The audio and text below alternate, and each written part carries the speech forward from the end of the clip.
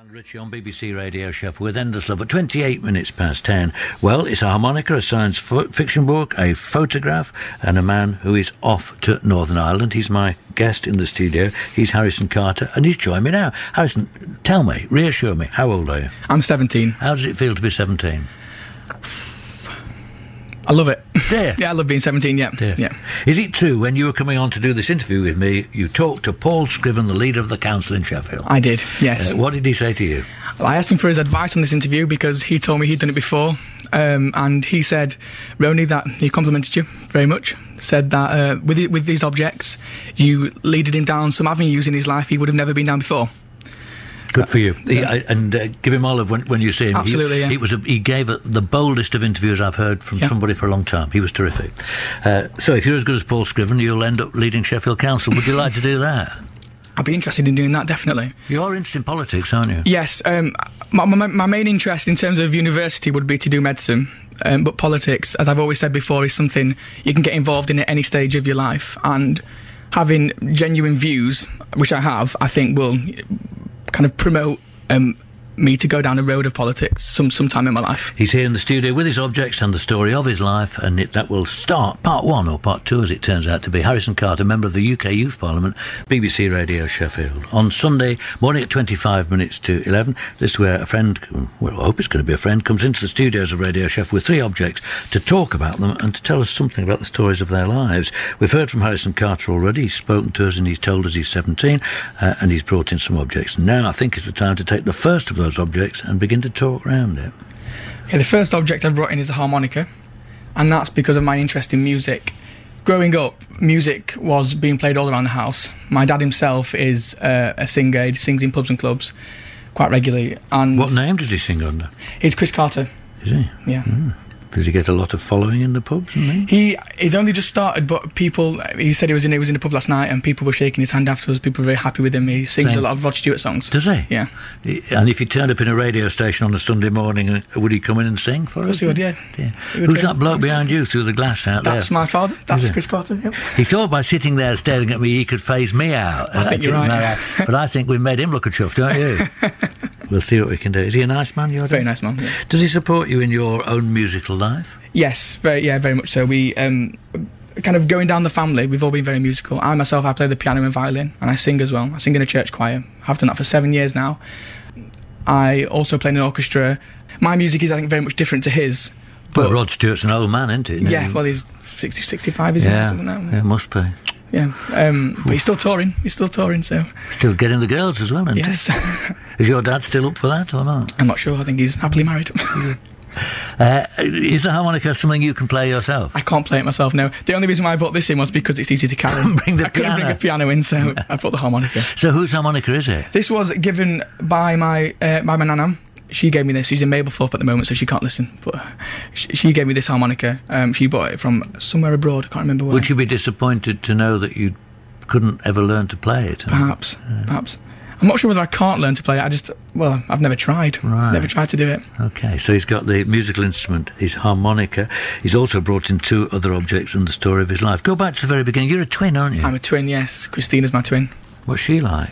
Christina's very much into performing arts, very much into drama, and doing plays and things like that. She's very talented at that. We're very different in our interests, in that I'm interested in science and politics, and she's very much interested in dramatic arts and dancing and things like that.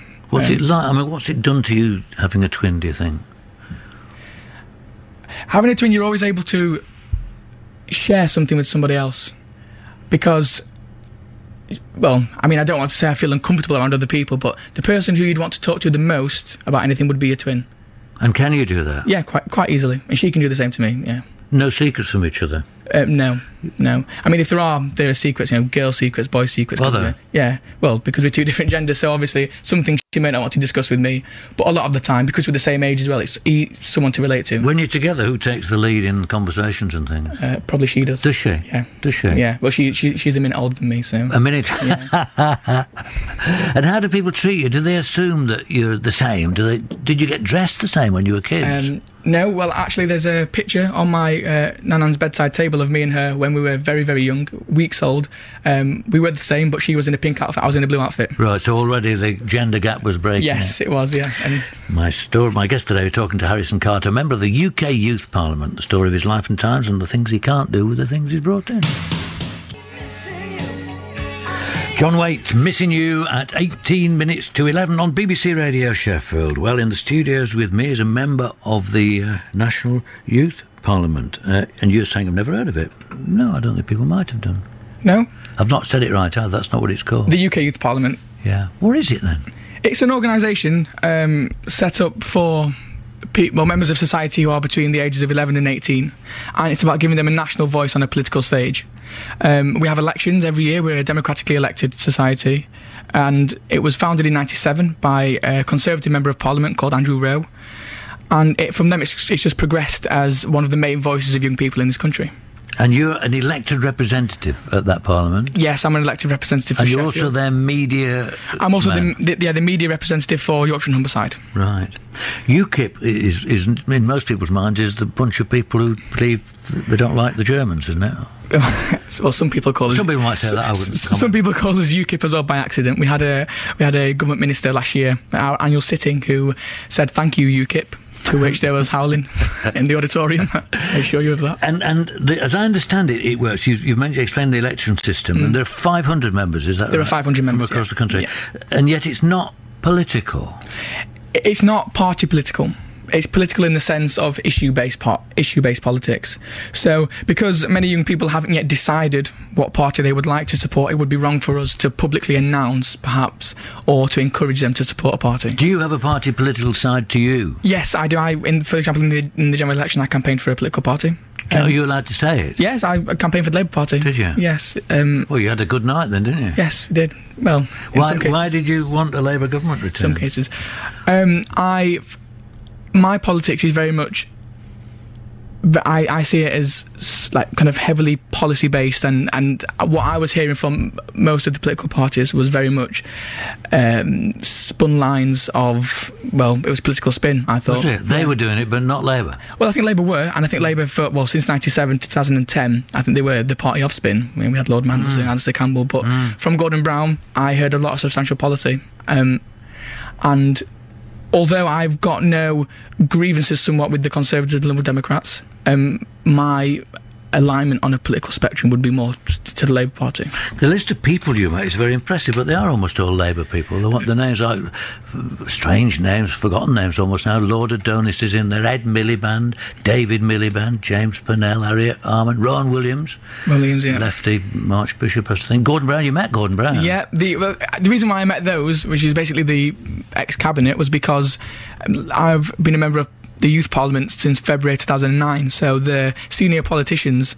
who were making the decisions were Labour politicians. And did they come to see you at the Youth Parliament?